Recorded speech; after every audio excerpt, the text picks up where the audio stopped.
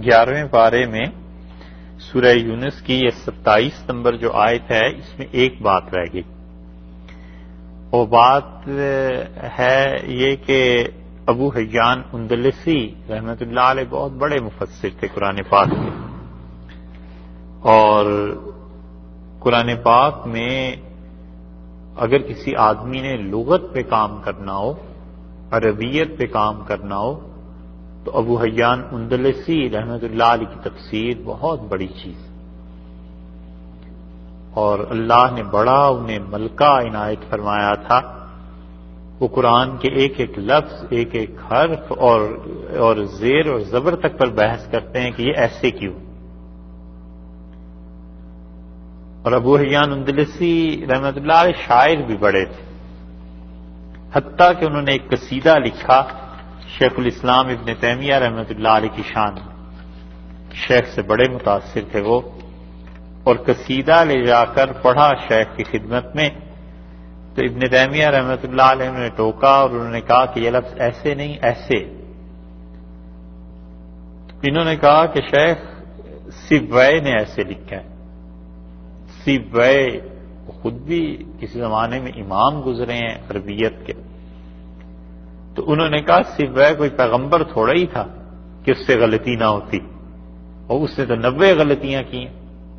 ابو حیان اندلسی رحمۃ اللہ علیہ چپ کر کے وہاں سے اٹھا، انہوں نے کہا میں اس شخص سے کبھی نہیں ملوں گا. میں قصیدہ لکھ کے لے کے گیا اور الٹا مجھ پہ ناراضگی کا اظہار کر رہے ہیں. تو ابو حیان اندلسی نے اپنی تفسیر میں اس 27 نمبر آیت میں جو عرض کیا نا کہ ہم فیہا خالدون، آخر پہ یہ آیا ہے کہ یہ ہمیشہ ہمیشہ جہنم میں رہیں گے، تو صاف سی بات ہے کہ ہمیشہ ہمیشہ کی جہنم کافروں یا مشرکوں کے لیے، مومنوں کے لیے تو ہے نہیں. تو ابو حیان اندلسی رحمۃ اللہ علیہ نے اس آیت کریمہ میں بڑا سخت غصہ اپنا اظہار کیا ہے فلاسفہ پہ. کہتے ہیں اور یہ جتنے فلسفی ہیں اسلام میں یہ سب گمراہ ہیں، اور ان کی گمراہیوں کی سیاہی ان کے دلوں سے نکل نکل کے قیامت کے دن کے چہروں پہ مل دی جائے گی. بہت ناراض ہوئے ہیں. اور چلو یہ بھی کوئی اتنی بڑی بات نہیں، انہوں نے اپنے یہاں اس تحریر کی لپیٹ میں امام راضی رحمۃ اللہ علیہ کو بھی لے لیا، اور امام راضی رحمۃ اللہ علیہ کے خلاف بہت کچھ انہوں نے کہہ دیا کہ ھذا الرجل، اس آدمی کو دیکھو. راضی بنیادی طور پہ فلسفے کے آدمی تھے، اس لیے انہوں نے قرآن پر جب غور کیا تو انہوں نے فلاسفہ جیسے ہوتے ہیں ایک ایک بال کی کھال اتارنا راضی رحمۃ اللہ نے کیا یہی ہے. اور اس وجہ سے قرآن پاک کی بہت سی اچھی چیزیں بھی ان کی تفسیر میں آ گئی ہیں، لیکن بعض جگہ راضی رحمۃ اللہ علیہ خود بھی ایسی چیزیں تفسیر میں لکھے ہیں جو نامناسب تھیں. یہ اس لیے بیان کر رہے ہیں کہ کل کو آپ کو تفاسیر پڑھنے کا موقع ملے اور اتنے بڑے بڑے اکابر، تو یہ خیال میں رہنا چاہیے کہ یہ نوک جھونک جو ہے نا کتابوں میں چلتی رہتی ہے، یہ بھی لڑتے رہتے ہیں آپس میں. اور دوسری بات یہ بھی کہ معصومیت اور عصمت یہ لوازمات نبوت میں سے ہے. نبوت ختم ہو گئی اور آخری معصوم رسول اللہ صلی اللہ علیہ وسلم ہی تھے. ان کے بعد جتنے بھی لوگ آئے ہیں، بڑی سے بڑی کتاب اور بڑے سے بڑا انسان، لغزش ہو جاتی ہے، بشریت ہے، کوئی نہ کوئی غلطی ہو جاتی ہے. دیکھنا یہ چاہیے کہ کس کی اچھائیاں غالب رہیں، کس کی نیکیاں غالب رہیں، بس اس بنیاد پہ تعلق کو برقرار رکھنا چاہیے. یہ نہیں ہے کہ آدمی ایک کسی کا گناہ غلطی دیکھ لے تو ساری چیزوں سے ہی اس سے منہ پھیر.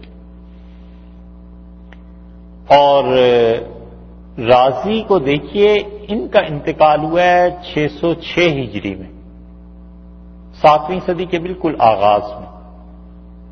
اور ابو حیان رحمۃ اللہ علیہ کا انتقال ہوا ہے 8ویں صدی میں. کہیں ایگزیکٹ اس کا سن یاد نہیں ہے، لیکن 700 کچھ میں ہوا ہے، گویا 8ویں صدی میں. تو 150 برس بعد یہ آئے ہیں امام راضی رحمۃ اللہ علیہ کے، مگر سخت رگید ہے اس مقام پہ انہوں نے. اور فلاسفہ کے خلاف ان مفسرین کے ہونے کی ایک وجہ یہ بھی تھی کہ بہت سے فلسفی بشمول ابو علی سینا کے یہ لوگ مادے کو قدیم مانتے تھے. جیسے ہندو ہیں نا، یہ بھی مادے کو قدیم مانتے ہیں. ایک عرصے تک یہاں نیوٹن وغیرہ کے لاز میں پڑھاتے رہے کہ میٹر جو ہے نا وہ پیدا ہوتا ہے اور نہ ڈسٹرائے ہو سکتا ہے. یہ جو چیز تھی ان کے عقیدے میں شامل تھی اور یہ فلاسفہ لکھتے رہے. اور ایک جگہ ابو علی سینا نے بھی، ایک جگہ نہیں کئی جگہ ابو علی سینا نے بھی لکھا. تو جو بعد میں آنے والے لوگ تھے انہوں نے کہا یہ صرف اللہ کی صفت ہے کہ اللہ نہ پیدا ہوا ہے اور نہ ہی اس کے اولاد اور آگے کوئی چیز ہے، ایسا معاملہ ہے. یہ کسی اور کے متعلق لکھنا یہ شرک ہے. تو اس لیے انہوں نے یہاں پر فلاسفہ کی خبر.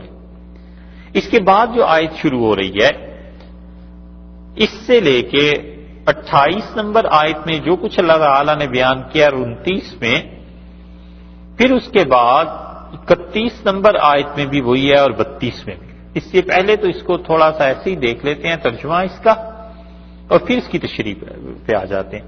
اللہ تعالیٰ نے فرمایا وَيَوْمَ نَحْشُرُهُمْ جَمِيعًا، اور جس دن ہم ان سب کو جمع کر لیں گے جنہوں نے عبادت کی تھی اللہ کے علاوہ کسی کی ان کو بھی، اور جو عبادت جن کی گئی تھی یعنی جو معبود تھے اور یہ جو عابد تھے، جو مشرک تھے شرک کرنے والے، اور جن کو انہوں نے خدا کا شریک بنایا تھا ہم سب کو شریک کر لیں گے. ثم نقول للذین اشرکوا، اور پھر ہم پوچھیں گے کہیں گے ان لوگوں سے جنہوں نے شرک کیا تھا، ہم کہیں گے مکانکم، رک جاؤ اپنی جگہ پہ، انتم تم لوگ، وشرکاؤکم، اور وہ جنہیں تم نے شریک بنایا تھا وہ بھی رک جائیں. فزیلنا، سو بہت واضح طور پر بہت صاف فرق کر دیں گے ہم بینہم ان کے درمیان. ایک وہ لوگ ہوں گے جن کی عبادت کی گئی اور دوسرا گروہ وہ ہو جائے گا جنہوں نے عبادت کی تھی. وقال شرکاؤہم، اور پھر اس کے بعد وہ کہیں گے ان کے شریک، ما کنتم ایانا تعبدون، تم ہرگز ہماری عبادت اور بندگی نہیں کرتے رہے. جن کو انہوں نے اللہ کا شریک بنایا تھا وہ کہیں گے بالکل تم نے کوئی شرک نہیں کیا، یعنی ہمیں خدا کا شریک تم نے نہیں بنایا. فکفا باللہ شہیدن، اور اللہ اس بات کی گواہی کے لیے کافی ہے،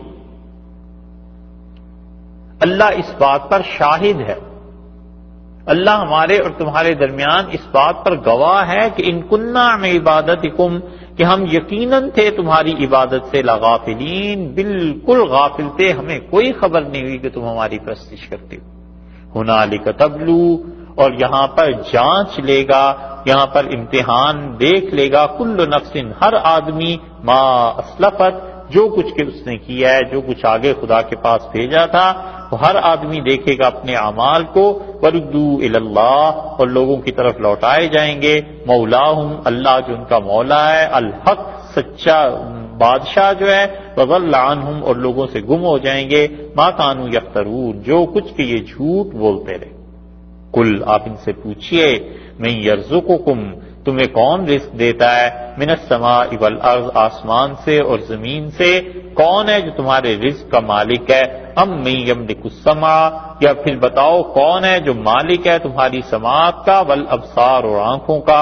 ومن یخرج الحی، اور کون ہے جو زندہ کو نکالتا ہے، من المیت، مردہ سے، ویخرج المیت من الحی، اور وہ مردہ کو نکالتا ہے زندہ سے. ومن یدبر الامر، اور کون ہے جو اس کائنات کے ہر ایک چھوٹے سے چھوٹے اور بڑے سے بڑے کام کو کرتا ہے، اس کی تدبیر.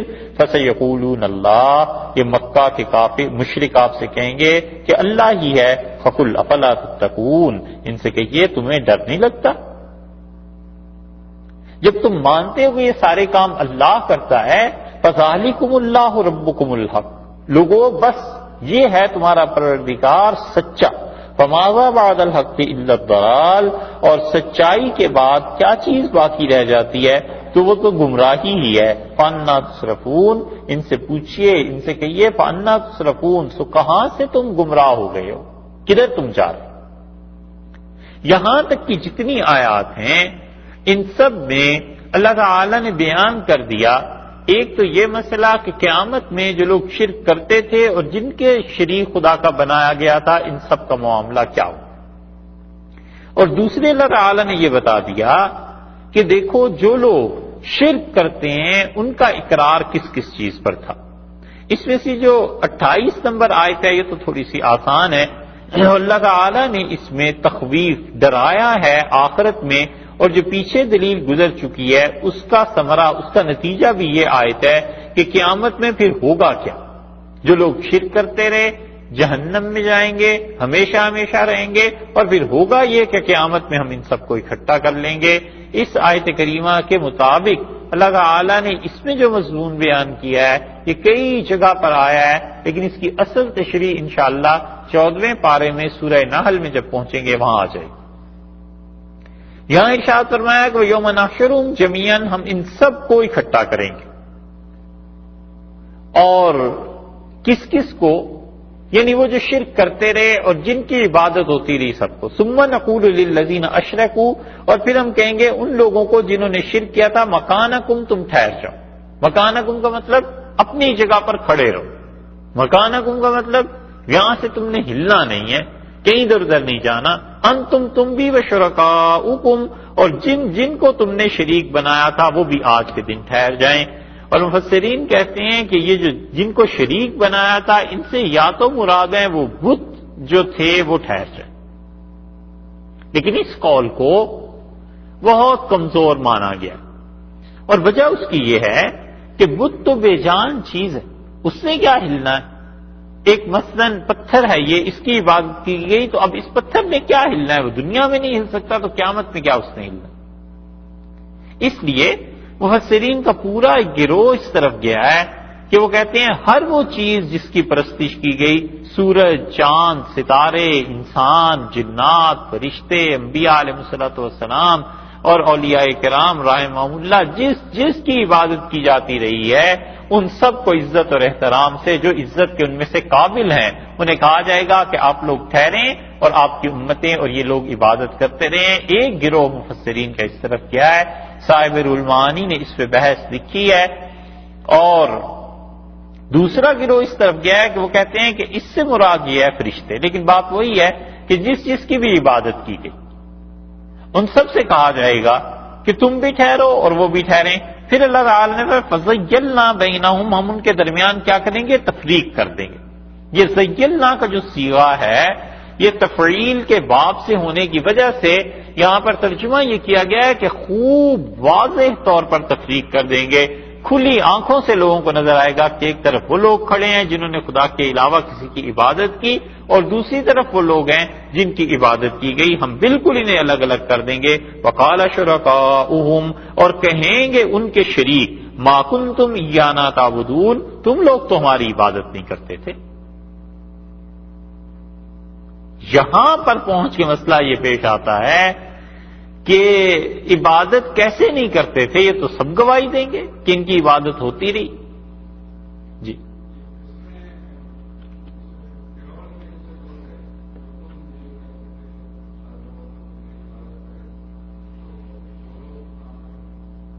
وہ لوگ کہاں پہ ہوں گے؟ جو خود اپنی عبادت کرانا چاہتے تھے وہ بھی ہوں گے، جو یہ چاہتے تھے کہ ان کی عبادت ہو انہیں بھی خدا روک لے گا۔ اچھا، فرمایا کہ وہ کہیں گے جو اس آیت میں جسے کہنا چاہیے ٹائی پڑتی ہے، جو گرہ پڑتی ہے اس میں، کہ یہ تو ہر کوئی جانتا ہے کہ ان کی عبادت کرتے تھے، ہم سے پوچھیں گے تو ہم بھی گواہی دیں گے کہ خدا بندہ تجھے چھوڑ کے یہ فلاں فلاں کی عبادت میں لگے ہوئے تھے۔ یہ انہوں نے کیسے کہہ دیا کہ ما کنتم ایانا تعبدون، تم قطعاً ہماری عبادت نہیں کرتے تھے، بالکل تم بندگی کرتے ہی نہیں تھے۔ اور پھر اس کے بعد کہتے ہیں فَكَفَىٰ بِاللَّهِ شَهِيدًا بَيْنَنَا وَبَيْنَكُمْ، ہمارے اور تمہارے درمیان اللہ اس بات پر گواہ ہے، ان كُنَّا عَنْ عِبَادَتِكُمْ لَغَافِلِينَ، ہم تو تمہاری عبادت سے بالکل خبر بھی نہیں ہوئی کہ تم ہماری بندگی کرو۔ اصل تشریح تو آئے گی آگے سورہ نحل میں۔ یہاں پر شاہ عبد القادر صاحب رحمۃ اللہ نے جو حاشیہ لکھا ہے وہ اس گرہ کو کھولتا ہے، اور وہ کہتے ہیں اس میں کہ جتنے مشرک ہیں اپنے خیال کو پوجتے ہیں، جتنے مشرک ہیں اپنے خیال کو پوجتے ہیں یا شیطان کو نام کرتے ہیں نیکوں کا، وہ اس کام سے بیزار ہیں، آخرت میں معلوم ہوگا۔ جتنے بھی مشرک ہیں اپنے خیال کو پوجتے ہیں۔ اپنے خیال کو کیسے پوجتے ہیں؟ ہوتا یہ ہے کہ دن بھر اس عبادت میں مصروف رہے، رام رام کرتے رہے، کچھ پڑھتے رہے، شام کو رات کو خواب میں وہی آ گیا آدمی اور اس نے کہا کہ بہت اچھا، آج تو تمہاری عبادت سے ہم بڑے خوش ہوئے. یہ اس نے جو خیال اپنا جمایا ہوا تھا، یہ اپنے خیال کو ہی اصل میں پوج رہا تھا. یہ ہے اصل حقیقت، بس اتنی سی تشریح تو آگے آ جائے گی. مگر ہوتا یہی ہے کہ جتنے بھی اللہ کے علاوہ غیر کی عبادت کرتے ہیں نا، شرک کرتے ہیں، خواب کے ذریعے، ان چیزوں کے ذریعے شیطان انہیں یوں گمراہ کرتا ہے. اور اس سے بالکل ملتا جلتا ایک اور مسئلہ بھی بہت نزاکت ہے، بال برابر جسے کہنا چاہیے فرق ہے. اور اس بات کو اچھی طرح خیال میں رکھنا چاہیے کہ ہوتا یوں بھی ہے کہ ایک آدمی توحید کا قائل ہے، اللہ کے علاوہ کسی کی عبادت نہیں کرتا، اور وہ دیکھتا ہے خواب میں، کبھی کبھی بیداری میں، کہ کوئی بزرگ آئے اور انہوں نے کوئی بات کر دی، کوئی بزرگ اس کی مدد کے لیے آ گئے. اس نے دیکھا جہاز پریشانی میں ہے، ڈوبنے لگا ہے یا آسمان سے گرنے لگا ہے، کچھ ہو گیا اور اس کی آنکھ کہیں لگ گئی. ایک لمحے کے لیے جھونکا آیا کہ فلاں بزرگ آئے تھے، ان کا یہ جہاز ٹھیک ہے، پار ہو جائے گا، پار ہو گیا. فرق آخر کیسے ہوتا ہے؟ تو بات یہ ہے کہ بڑا شدید امتحان ہوتا ہے انسان کا عقیدے کا، اللہ کی توحید کا. کبھی کبھی تو شیطان کسی بھی بزرگ کی شکل میں آ کے اس کو گمراہ کر دیتا ہے. اور جس شخص کی گمراہی کتاب و سنت سے ثابت ہو کہ یہ گمراہی ہے، اس کی ایسی خوابوں کا کوئی اعتبار نہیں. دن بھر معاذ اللہ صحابہ کرام رضی اللہ عنہ کو برا کہتا رہا، ابو بکر رضی اللہ عنہ برے تھے، عمر برے تھے، فلاں برا تھا، فلاں برا تھا، علیہ باللہ. اور رات کو خواب میں دیکھا سیدنا علی رضی اللہ عنہ نے کہا بالکل ٹھیک کیا ہے تم نے، آج دن کو جو تبرہ کرتے رہے ہو یہ بالکل صحیح تھا. اب اسے کون سمجھائے کہ یہ سیدنا علی رضی اللہ عنہ نہیں ہے، یہ تمہارا اپنا ہی خیال ہے جو تمہارے سامنے آ گیا، اور یا پھر شیطان ہے جو اللہ کے کسی اچھے بندے کی صورت میں آ گیا ہے. سوائے انبیاء علیہ الصلوۃ والسلام کے شیطان کسی بھی صورت میں سامنے آ جاتا ہے، انبیاء علیہ السلام کی شکل و صورت میں نہیں آتا، اور خاص طور پہ رسول اللہ صلی اللہ علیہ وسلم. اسی لیے حضرت کہتے ہیں کہ جتنے مشرک ہیں اپنے خیال کو پوجتے ہیں یا شیطان کو نام کرتے ہیں نیکوں کا، تو آیا تو شیطان ہی، اس نے نام کیا رکھ لیا اپنا؟ کسی نیک آدمی، کسی بزرگ کا نام کر لیا. جو فرق بال برابر سمجھنے کا ہے وہ یہ بات کہ جس کی گمراہی کتاب و سنت سے ثابت ہے اس کے متعلق ہم یہ کہتے ہیں، اور جس کے متعلق کتاب و سنت سے پتہ ہے کہ آدمی ٹھیک ہے، اس کا عقیدہ ٹھیک ہے، اعمال ٹھیک ہے، مومن ہے، اس کے باوجود وہ کہتا ہے کہ بھئی دیکھو یہ پیسہ آنا ہے، رات حضرت آئے تھے مجھ سے کہا کہ ہم نے تمہیں اتنا پیسہ دے دیا، تو پیسہ مجھے ملنا ہے. اور یہ ہوتا ہے، فلاں بزرگ آئے تھے ان کا ہم تمہیں بیٹا دے رہے ہیں، بیٹا آ جاتا ہے، یہ چیزیں ہو جاتی ہیں. اب وہاں تو ہم یہ نہیں کہتے کہ وہ شیطان آ گیا، لیکن ہوتا یہ ہے کہ انسان جس سے مانوس ہوتا ہے نا، اللہ کی رحمت کبھی کبھی اس شکل میں آ جاتی ہے. اس بزرگ کو پتہ بھی نہیں ہوتا، اس کے تو جو ساتھ فرشتے ہیں ان کو بھی خبر نہیں ہوتی کہ کیا ہونا ہے، لیکن اللہ کی رحمت اس انسان کی مشکل کو حل کرنے کے لیے آ جاتی ہے. اور کبھی کبھی اپنی والد کو دیکھتا ہے، والدہ کو دیکھتا ہے، یا کسی بزرگ کو دیکھتا ہے، خدا کی رحمت اس صورت میں آ جاتی ہے، خواب میں، اس صورت میں کبھی کبھی ان آنکھوں کے سامنے آ جاتی ہے. وہ کہتا ہے میں سو بھی رہا تھا، جاگ بھی رہا تھا، درمیان بھی کچھ کیفیت تھی، ایسی چیز آ گئی. ہم یہ نہیں کہتے کہ وہ شیطان ہے، ہم کہتے ہیں وہ خدا کی رحمت تھی جس نے یہ صورت اختیار کر لی، اور اللہ کی رحمت اس صورت میں اس لیے آئی کہ اس کا دل اس شخصیت کے ساتھ اٹکا ہوا تھا، محبت تھی، تو اللہ نے اپنی رحمت اس طرح بھیج دی، اس اصل بزرگ کو خبر بھی دی. اگر یہ سمجھنے لگے کہ واقعی وہ آ گئے تھے اور انہوں نے مدد کر دی تھی اور یہ بس یہ انسان پھسل گیا. یہ فرق جو ہے ہمیشہ خیال میں رہنا چاہیے. کلدیپ نیر آئے تھے اسلام آباد اور وہ سیالکوٹ گئے، اور انہوں نے کہا کہ سیالکوٹ جو ہے یہ ہمارا آبائی شہر ہے۔ انہوں نے کہا میں یہیں پیدا ہوا تھا، اور انہوں نے سنایا واقعہ یہ کہ کہنے لگے یہاں پر ہمارے دادا کی حویلی تھی، اور جب میرے والد کی شادی ہوئی والدہ آئیں تو اس حویلی میں قدیم زمانے سے کہیں کوئی قبر چلی آتی تھی، تو ایک کمرے میں تھی، تو والدہ میری اور یہ سب لوگ تو ظاہر ہے ہندو تھے، عقیدہ ویسے بھی تھا، تو میری والدہ ہمیشہ اس قبر کی خدمت کرتی رہی، اسے صاف کرنا، جھاڑو دینا، اس پہ چادر چڑھانا، خوشبو لگانا، یہ سب کچھ۔ تو میں آنے لگا جب پاکستان تو میری والدہ نے ایک چادر مجھے دی اور کہا یہ حضرت کی قبر پہ چڑھانا۔ تو اتنی عقیدت تھی ہماری والدہ کو۔ کہنے لگے جب میں نے اندرا کے خلاف لکھا تو انہوں نے جیل میں بھیج دیا۔ تو ایک دن والدہ ملنے آئیں اور مجھ سے کہنے لگیں کہ تم حضرت سے مدد مانگو اور وہ تمہیں جیل سے چھڑا دیں گے۔ تو میں نے کبھی ایسی چیزیں کی نہیں تھیں، اور میری والدہ کو اتنا زیادہ ان سے تعلق تھا، وہ جو بزرگ تھے کوئی بھی کسی زمانے کے ہوں گے، کہ جب بھی کوئی مشکل پیش آتی تھی وہ کہتی تھی میں بیٹھ جاتی ہوں اور ان کو مدد کے لیے بلاتی ہوں تو وہ آتے ہیں ہماری مدد کرتے تھے۔ کہنے لگے میں رات کو بیٹھا ہوا تھا جیل میں، تنہائی، فراغت، تو میں نے سوچا چلو یہ بھی تجربہ کر دیکھتے ہیں، عبادت ہی کرنی ہے نا، یہ بھی کر کے دیکھ لیتے ہیں کیا ہوتا ہے۔ تو میں نے تصور میں ہی اس بزرگ کی قبر کو لایا اور میں نے ان سے مدد مانگی اور میں نے کہا میری یہ مشکل حل کریں اور جیل سے مجھے چھٹکارا ہو جائے۔ سو گیا تو خواب میں وہ بزرگ آئے مجھے اور کہنے لگے کہ جمعرات کے دن تم رہا ہو جاؤ گے۔ کہتے ہیں صبح جب نہیں ہفتے کے دن شاید کا، بہرحال کوئی بھی دن تھا، انہوں نے کہا فلاں دن رہا ہو جاؤ گے۔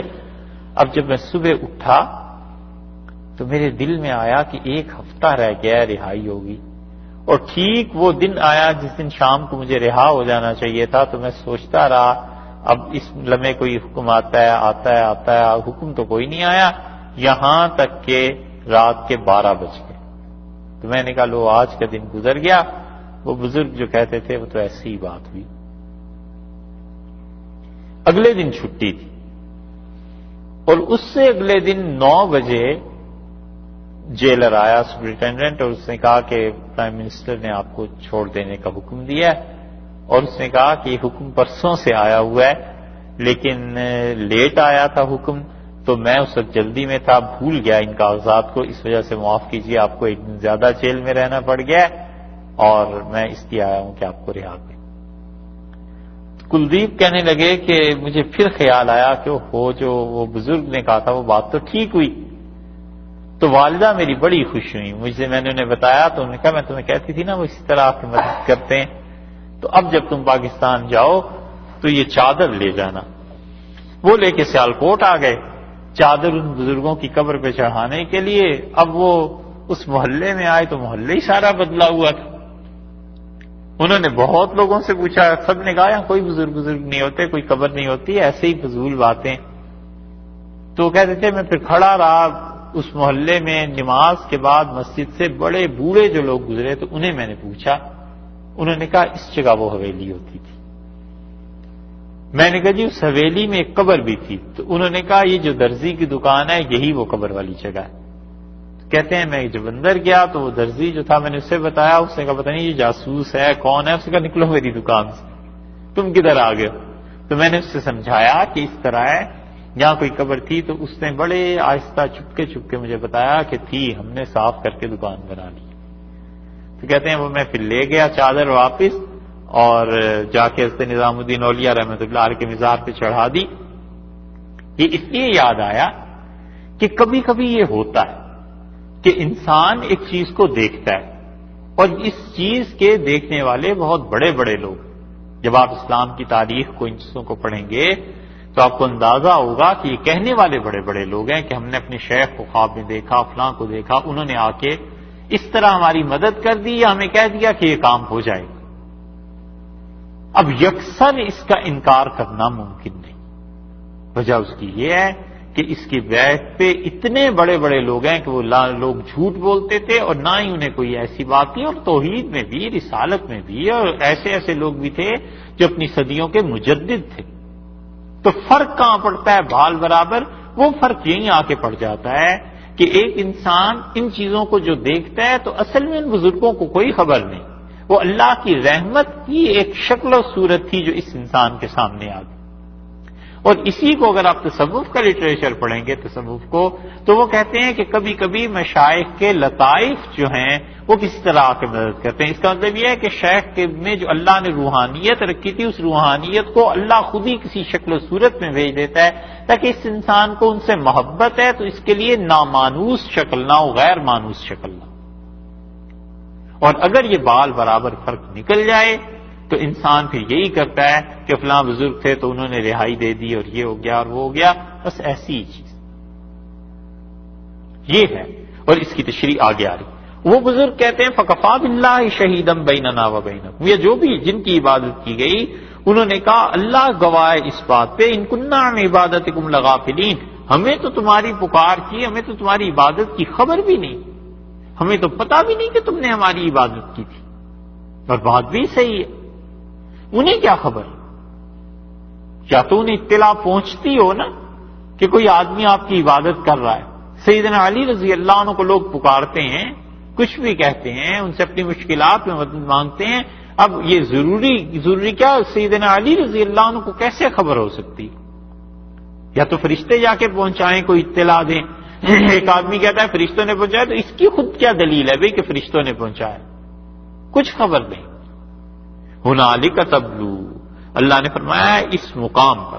ہنالکا کے دو ترجمے کیے گئے ہیں. اس آیت کو زیادہ تشریح میں اس لیے نہیں لیا کہ آگے چل کے سورہ سبا میں بھی اللہ نے ایسے ہی فرمایا، سورہ فرقان میں بھی ایسے ہی فرمایا، سورہ نحل میں بھی ایسے ہی فرمایا.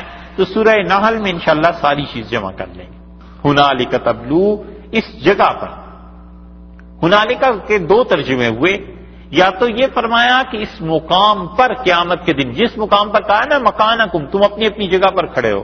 اور یا یہ کہ ہنالکا اس وقت میں، دونوں کے لیے استعمال ہوتا ہے، یعنی اس ٹائم پر جب یہ باتیں ہوں گی، یا اس جگہ پر جب یہ بات ہوگی، تبلو کل نفس، ہر ایک انسان جو ہے وہ جانچ لے گا ما اسلفت، کہ جو اس نے آگے بھیجا ہے اللہ کے پاس.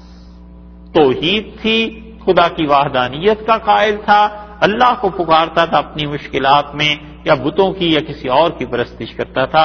تبلو کل نفس ما اسلفت، جو کچھ اس نے بھیجا تھا اس مقام پہ پہنچ کے سب خبر ہو جائے گی، سب دکھائی دے گی. اس لیے ہمیشہ اللہ کی توحید، سنت، ان چیزوں کی اتباع میں زندگی گزارے. اللہ نے کہا یہاں پہنچ کے جانچ ہو جائے گی، پڑتال ہو جائے گی، پتہ چل جائے گا کہ کیا چیز ہے اور کیا چیز نہیں. اور اس دن اللہ نے اسی لیے فرمایا ہے کہ حسرت ہوگی کافروں کو. وہ کہے گا یا لیتنی کنت ترابا، کاش مٹی میں مل گیا ہوتا. ایک جگہ آیا ہے اپنے ہاتھ کاٹے گا، انگلیاں، یعنی مطلب شدید ندامت اور شرمندگی طاری ہو جائے گی کہ اللہ کے معاملے میں میں کیا کرتا رہا. ما فرطت فی جنب اللہ، افسوس اللہ کے ساتھ میں کیا زیادتی کرتا رہا. اللہ پہ زیادتی کوئی کیا کر سکتا ہے؟ مطلب یہ کہ میں اپنی طرف سے کیسی نالائکی کی چیزیں کرتا رہا. اس لیے فرمایا ہے کہ ہر کوئی جان لے گا جو کچھ اس نے بھیجا ہے. وردو، اور یہ لوٹائے جائیں گے اللہ، اللہ کی طرف، اللہ کے سامنے رجوع کریں گے، اللہ کی طرف لوٹیں گے، یعنی اللہ ان سے حساب لے گا. اسی لیے رسول اللہ صلی اللہ علیہ وسلم نے فرمایا تم میں سے کوئی آدمی ایسا نہیں ہے جو اللہ سے بات نہ کرے. وَلَيْسَ بَيْنَهُ وَبَيْنَ اللَّهِ تَرْجُمَانٌ، اور تمہارے اور اللہ کے درمیان کوئی ترجمان اس دن نہیں ہوگا. ہر کوئی اپنی اپنی بات کرے گا. وَرُدُّوا إِلَى اللَّهِ مَوْلَاهُمُ الْحَقِّ، اور اللہ بھی کیسا؟ اللہ نے فرمایا ہے کہ کیا ہے؟ مولاہم الحق، سچا صاحب ہے ان کا، سچا، بالکل حق ہے، سچائی ہے، ان کا والی ہے، ان کا وارث. یہاں پر اللہ تعالی نے مولا کا جو لفظ استعمال فرمایا ہے، اس کو آپ دیکھیں، مولا ہم، ان کا مولا، یہ ہم کی ضمیر کدھر لوٹ کے جاتی ہے؟ مفسرین کہتے ہیں کہ تھا تو وہ شرک جو اوپر سے بیان چل رہا ہے، تو اللہ تعالی نے فرمایا کہ ان مشرکین کا مولا، ان کا پروردگار الحق جو سچا پروردگار ہے، تو مشرکین کا مولا اللہ ہوا. ٹھیک ہے جی. اسی چیز کو اب سورہ محمد صلی اللہ علیہ وسلم میں دیکھیں، 26ویں پارے میں وہاں ایک آیت آتی ہے جس سے پتا چلتا ہے کہ یہ بات تو ایسی نہیں ہے. 26واں پارہ ہے سورہ قتال یا سورہ محمد صلی اللہ علیہ وسلم وہ لکھی ہوئی ہوگی، اس میں آیت نمبر 11 ہے.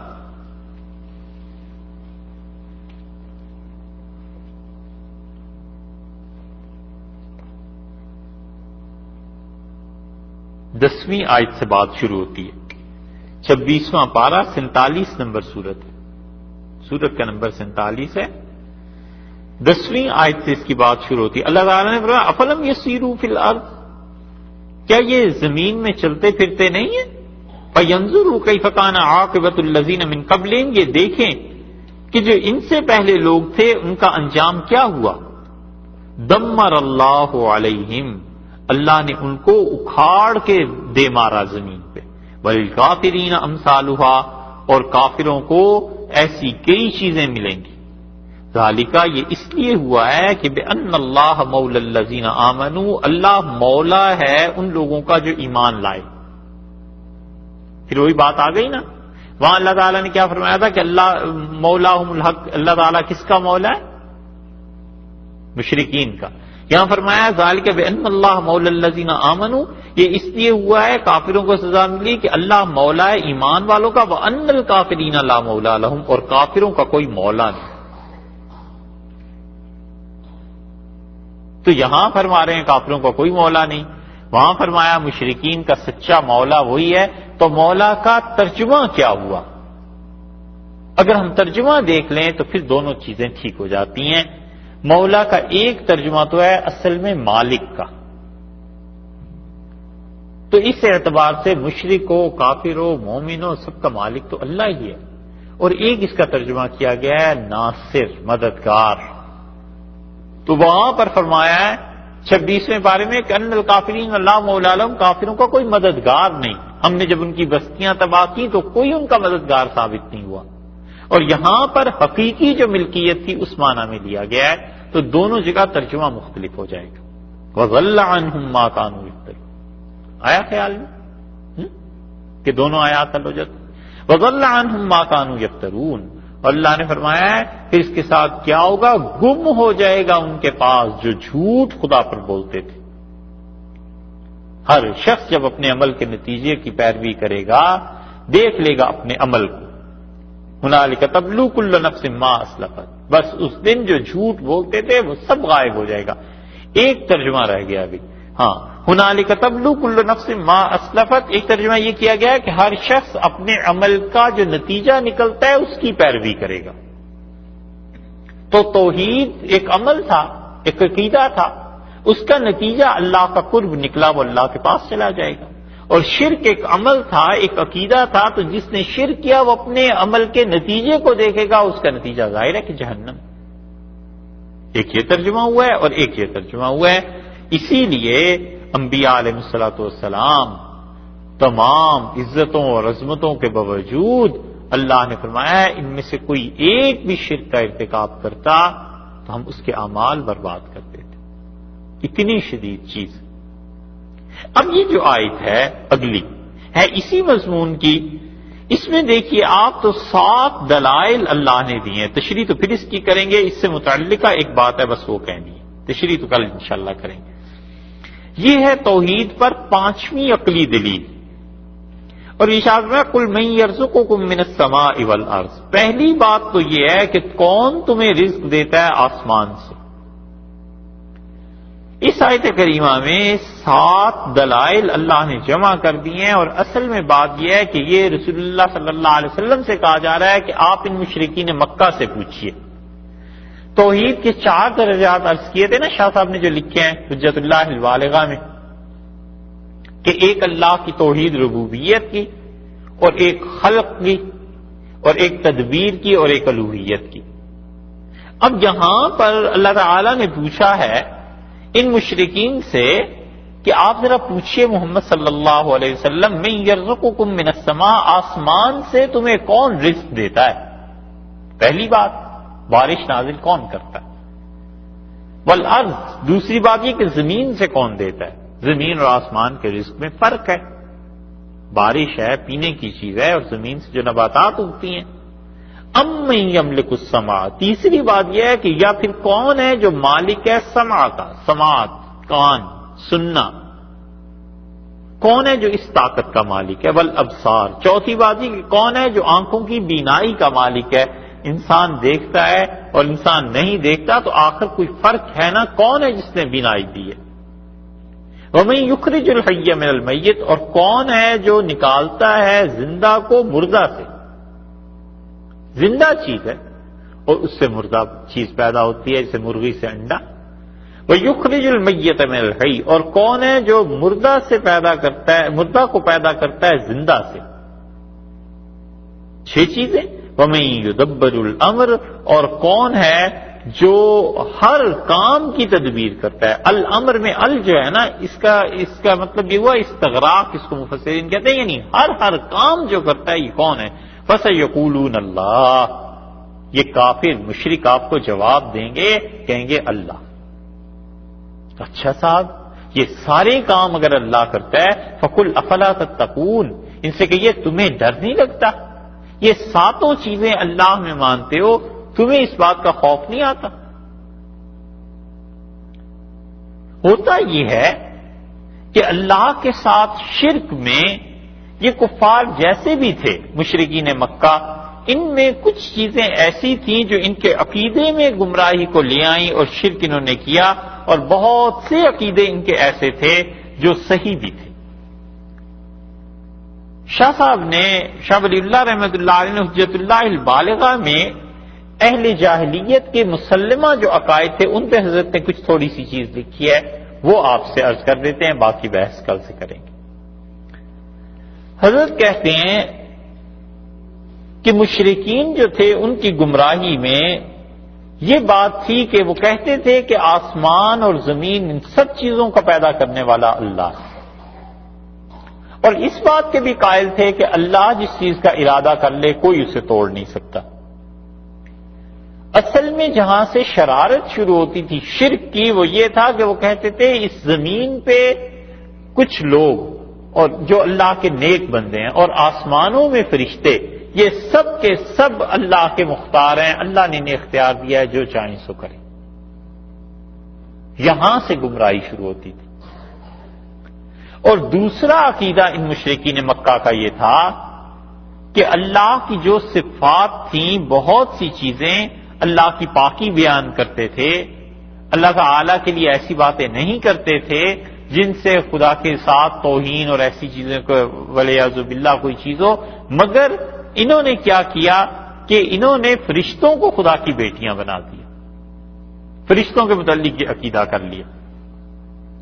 تقدیر کو مانتے تھے یہ مشرکین، اور حضرت کہتے ہیں اس میں، شاہ ولی اللہ صاحب رحمۃ اللہ علیہ کہتے ہیں تقدیر کو ماننے کے سلسلے میں کہ لم یزل اہل الجاہلیہ، جاہلیت کے دور میں، کفر کے دور میں، فی خطبہم و اشعارہم، یہ عرب جو شاعر تھے مشرک اپنی خطبوں میں اور اپنے اشعار میں خدا کی تقدیر کا بھی ذکر کرتے تھے، اور جو ذکر وہ کرتے تھے ہماری شریعت نے، اسلام نے اس عقیدے کو قائم رکھا ہے، مضبوط کیا ہے، مزید اس پر زور دیا ہے، خدا نے اس کی تردید نہیں کی، اس لیے کہ نفس تقدیر کا عقیدہ مشرکین مانتے تھے، ایک صحیح عقیدہ تھا، مانتے تھے، اللہ نے کہا بالکل ٹھیک۔ اور جہاں پر انہیں ٹھوکر لگتی تھی، یہ کہتے تھے شاہ صاحب رحمۃ اللہ علیہ کے بقول کہ وہ کہتے تھے جس طرح دنیا میں بادشاہ ہوتے ہیں، ان کے دوست ہوتے ہیں، ان کے کچھ سفارشی ہوتے ہیں، کچھ وزیر ہوتے ہیں، بس ایسے ہی اللہ کے ہاں کچھ دوست بھی ہیں، کچھ ایسی چیزیں بھی ہیں، اور یہ اللہ تعالیٰ اپنے ان دوستوں کی مان جاتا ہے۔ اسی لیے جاہلیت کے دور میں یہ عقیدہ دیکھا ہے اللہ نے فرمایا ان 7 باتوں کو پوچھیے، تو کفار آگے سے کہتے ہیں یہ اللہ ہی کرتا ہے. بھئی جب اللہ ہی کرتا ہے تو اللہ نے فرمایا کہ تم کدھر جا رہے ہو، کیوں شرک کرتے ہو؟ حدیث میں بہت چیزیں اس پہ آئیں. حدیث میں آتا ہے دارمی جو تھے یہ امام بخاری رحمۃ اللہ علیہ کے ہم اثر ہیں، بڑے محدثین میں ان کا شمار ہوتا ہے. انہوں نے لکھا ہے کہ ملأ اعلیٰ اور عرش کے فرشتوں کا جو ذکر آیا ہے نا، قرآن میں آیا نا اللہ کے عرش کو 8 فرشتوں نے اٹھایا ہے، یہ اللہ کے عرش اٹھانے والے فرشتوں کا ذکر یہ زمانہ جاہلیت میں بھی ملتا ہے، کفر کے زمانے میں بھی. امیہ ایک شاعر تھا، دارمی میں آیا ہے کہ رسول اللہ صلی اللہ علیہ وسلم نے یہ شعر اس کے سنے اور اس کی تصدیق کی. حضرت نے اشعار کو لکھا ہے، اس نے کہا رجل و ثور تحت رجل یمینہ، آدمی اور بیل آکس اللہ تعالی کے دائیں پیر کے نیچے ہیں. والنصر للأخرى، اور کرگس خدا کے دوسرے پاؤں کے نیچے. کرگس کیا کہتے ہیں اسے؟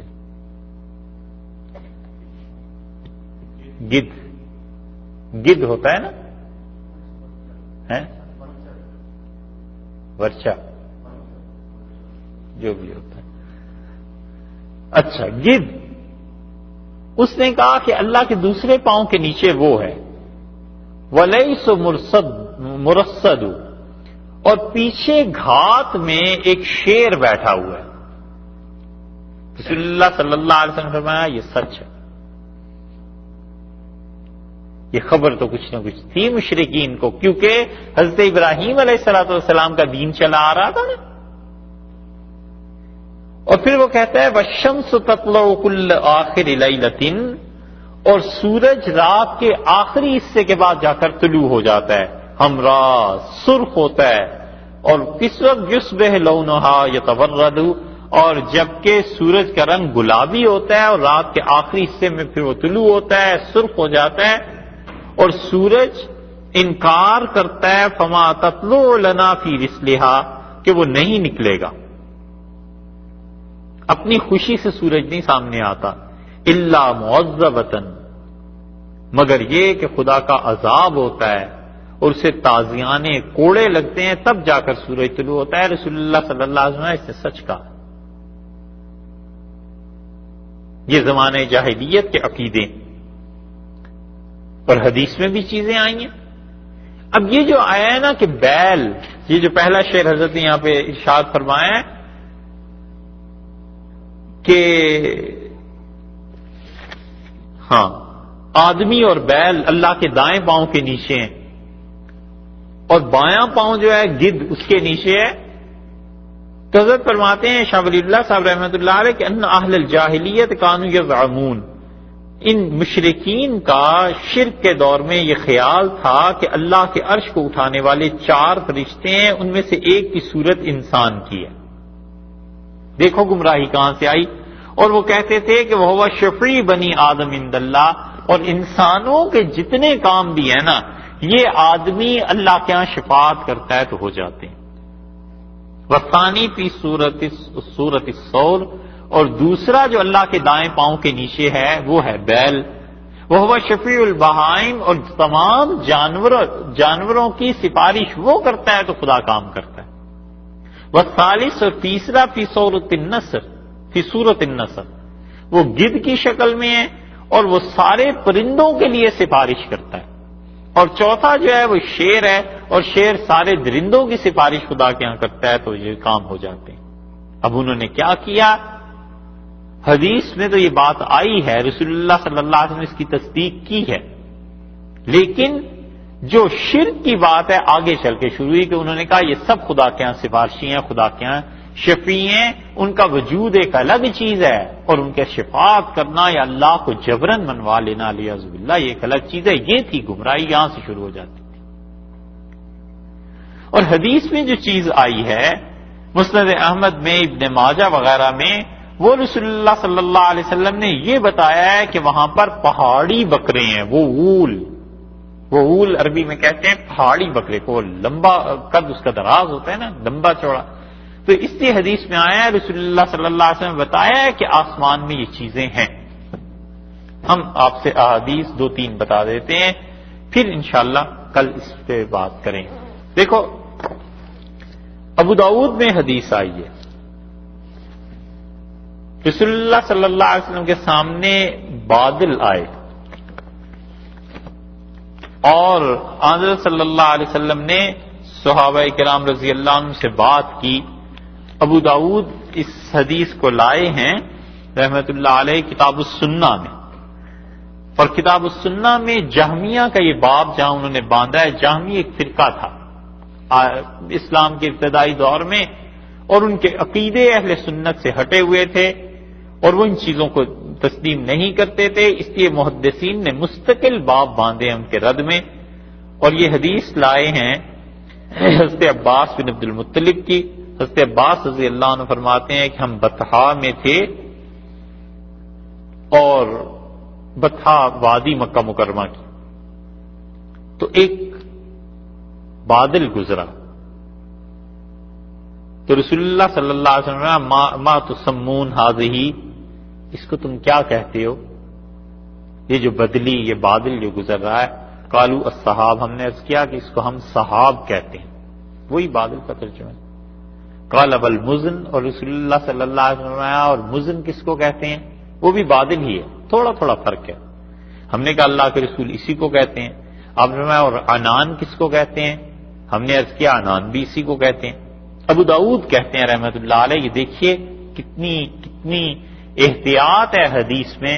وہ کہتے ہیں مجھے یہ زیادہ پختہ بات نہیں مجھ تک پہنچی کہ رسول اللہ صلی اللہ علیہ وسلم نے عنان کا لفظ ارشاد فرمایا ہے یا نہیں. بہرحال کہتے ہیں رسول اللہ صلی اللہ علیہ وسلم نے پوچھا اور آپ نے فرمایا کیا تمہیں پتہ ہے کہ آسمان اور زمین کے درمیان کتنا فاصلہ ہے؟ قالوا لا ندری، ہم نے عرض کیا ہمیں تو پتہ نہیں. آپ نے فرمایا ان بعد ما بینہما اما واحدۃ او اثنتان او ثلاث و70 سنۃ ثم السماء.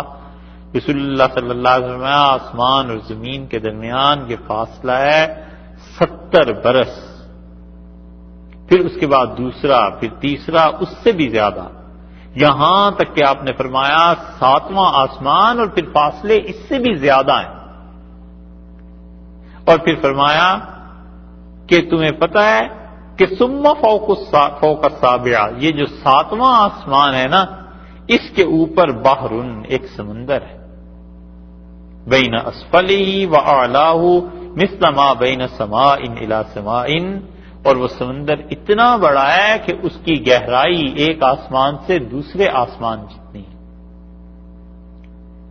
محدثین کہتے ہیں کہ یا تو رسول اللہ صلی اللہ علیہ وسلم کو وحی سے اطلاع ہوئی ہے، اور یا جب آپ معراج میں گئے تھے تو آپ نے ان چیزوں کو وہاں مشاہدہ فرمایا، یہ آ کے آپ نے بتایا.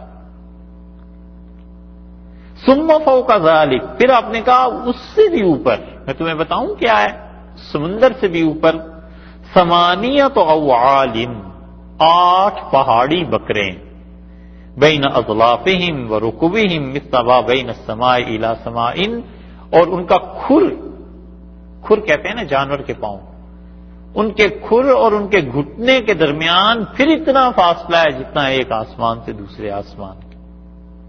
اور پھر وہ جو 8 پہاڑی بکرے ہیں، ثم علی ظہورہم العرش، اور اس کے اوپر اللہ کا عرش. اور پھر ارشاد فرمایا کہ بین اسفلہ و اعلاہ، اس عرش کے درمیان اور ان کے درمیان کتنا فاصلہ ہے، جتنا ایک آسمان اور دوسرے آسمان کے درمیان ہے، اور اس سے بھی اوپر پھر بلند و بالا تمہارا پروردگار. یہ جو چیزیں رسول اللہ صلی اللہ علیہ وسلم نے بتائی ہیں، مشرکین ان میں سے بہت سی چیزوں کے قائل تھے. یہ ایک روایت ہو گئی ابو داؤد کی. ترمذی میں بھی ایسی روایت آئی ہے، اور ترمذی کی روایت میں یہ آتا ہے کہ رسول اللہ صلی اللہ علیہ وسلم نے ہے یہی روایت، اور یہ ہے حضرت ابو ہریرہ رضی اللہ عنہ کی، وہ تھی حضرت عباس کی رضی اللہ عنہ کی، یہ حضرت ابو ہریرہ رضی اللہ عنہ کے. وہ کہتے ہیں بینما نبی اللہ جالس و اصحابہ رسول اللہ صلی اللہ علیہ وسلم اور آپ کے صحابہ رضی اللہ عنہ بیٹھے تھے اور ایک سحاب بادل آیا تو حضرت صلی اللہ علیہ وسلم هل تدرون ما هذا، تمہیں پتہ ہے یہ کیا چیز ہے؟ ہم نے کہا اللہ اور اس کے رسول صلی اللہ علیہ وسلم بہتر جانتے ہیں. آپ نے فرمایا یہ عنان ہے، بادل ہی کا دوسرا عربی میں سمجھ لیجئے نام. اور رسول اللہ صلی اللہ علیہ وسلم ان بادلوں کو اللہ چلا رہا ہے اس قوم کی طرف جنہوں نے کبھی خدا کا شکر ادا نہیں کیا اور نہ ہی اللہ سے انہوں نے دعا مانگی ہے. اور تم جانتے ہو ان بادلوں سے اوپر کیا ہے؟ ہم نے عرض کیا کہ اللہ اور اس کے رسول صلی اللہ علیہ وسلم جانتے ہیں. تو آپ نے فرمایا یہ امام ترمذی رحمۃ اللہ علیہ اس حدیث کو لائے ہیں جہاں قرآن پاک کی تفسیر انہوں نے بیان کی ہے نا سورہ حدید کی، اس میں ہم نے کہا جناب والا جانتے ہیں. تو رسول اللہ صلی اللہ علیہ وسلم اس کے بعد پھر آگے چل کر آسمان آ جاتا ہے وَمَوْجٌ مَكْفُوفٌ، اور پھر ایک ایسے سمندر کی موج ہے جس نے اس کو بھی اپنے گھیرے میں لے رکھا ہے. ثم قال، پھر آپ نے ارشاد فرمایا هل تدرون کم بینکم و بینہا، تمہیں پتہ ہے تمہارے اور اس کے درمیان کتنا فاصلہ ہے؟ ہم نے عرض کیا اللہ اور اس کے رسول صلی اللہ علیہ وسلم بہتر جانتے ہیں. تو آپ نے فرمایا 500 برس اگر کوئی چلتا رہے تو جتنا فاصلہ طے کرے گا اتنا فاصلہ ہے تمہارے اور اس موج کے درمیان جس موج نے اس آسمان کو لپیٹ میں لے رکھا. پھر فرمایا تمہیں بتاؤں اس سے اوپر. یہ حدیث بڑی مشکل احادیث میں سے. تو رسول اللہ صلی اللہ علیہ وسلم نے پوچھا تمہیں بتاؤں؟ ہم نے عرض کیا جی. تو آپ نے فرمایا کہ اس کے اوپر 2 آسمان ہیں اور ان دونوں کے درمیان بھی 500 برس کا فاصلہ ہے. یہاں تک کہ رسول اللہ صلی اللہ علیہ وسلم نے 7 آسمان گنوائے. اور آپ نے فرمایا اس سے بھی اوپر چلے کا بتاؤں؟ فإن فوق ذلك العرش، وہاں پہنچ کر عرش آ جاتا ہے اور عرش کے درمیان اور جو آخری آسمان ہے اس کے درمیان بھی اتنا فاصلہ ہے جتنا 2 آسمانوں کے درمیان. اور پھر رسول اللہ صلی اللہ علیہ وسلم هل تدرون ما الذي تحتكم، اور تم جانتے ہو تمہارے پاؤں کے نیچے کیا ہے؟ ہم نے عرض کیا اللہ اور اس کے رسول صلی اللہ علیہ وسلم کو بہتر علم ہے. تو آپ نے فرمایا فإنها الارض، یہ زمین ہے نا. اور پھر فرمایا تم جانتے ہو اس کے نیچے کیا ہے؟ اور پھر ارشاد فرمایا کہ اس کے نیچے ایک اور زمین ہے اور اس زمین کے درمیان بھی 500 برس کا فاصلہ ہے.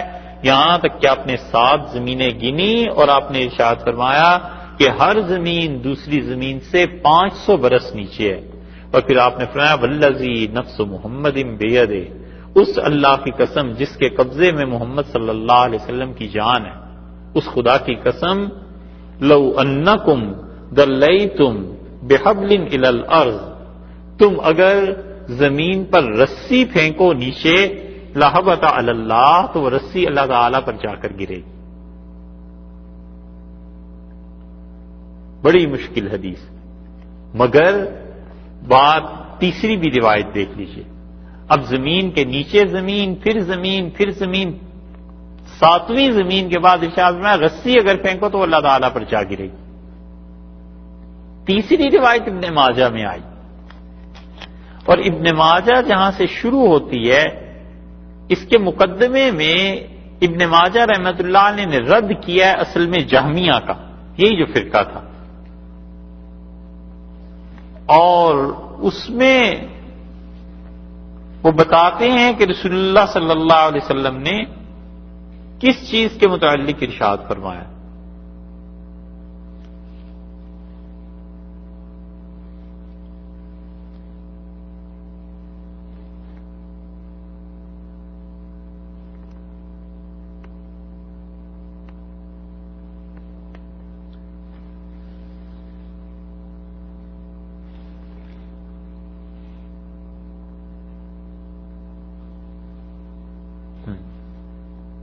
یہ وہی حضرت عباس رضی اللہ عنہ کی روایت لائے ہیں کہ ہم بطحا میں تھے اور رسول اللہ صلی اللہ علیہ وسلم کے سامنے سے ایک بادل گزرا، آپ نے اسے دیکھا اور آپ نے فرمایا ما تسمون هذه، تم اس کا کیا نام ہے، یہ کیا چیز ہے؟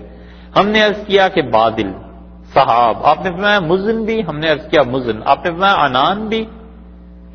تو ابو بکر جو اس حدیث کے راوی ہیں وہ کہتے ہیں کہ ہم نے عرض کیا کہ عنان بھی. تو انہوں نے رسول اللہ صلی اللہ علیہ وسلم نے فرمایا تم کیا سمجھتے ہو تمہارے درمیان اور اس آسمان کے درمیان کتنا فاصلہ ہے؟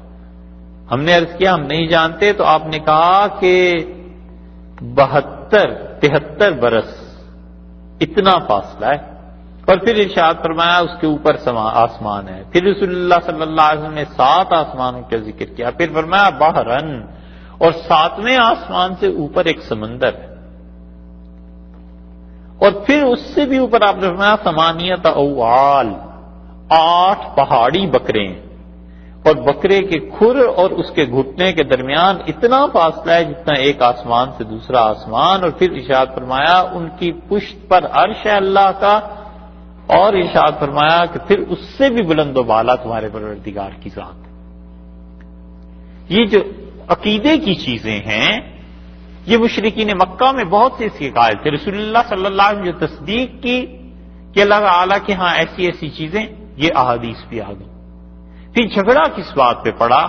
وہ چیز اللہ کی توحید، یہ جو تدبیر تھی نا وَمَن يُدَبِّرُ الْأَمْرَ، یہ جھگڑے کی چیزیں آپ سے عرض کی نا کہ جہاں ایک بات کہ اللہ تعالیٰ کے ہاں یہ چیزیں، پھر وہ کہتے تھے ان کا خدا پر زور بھی چلتا ہے۔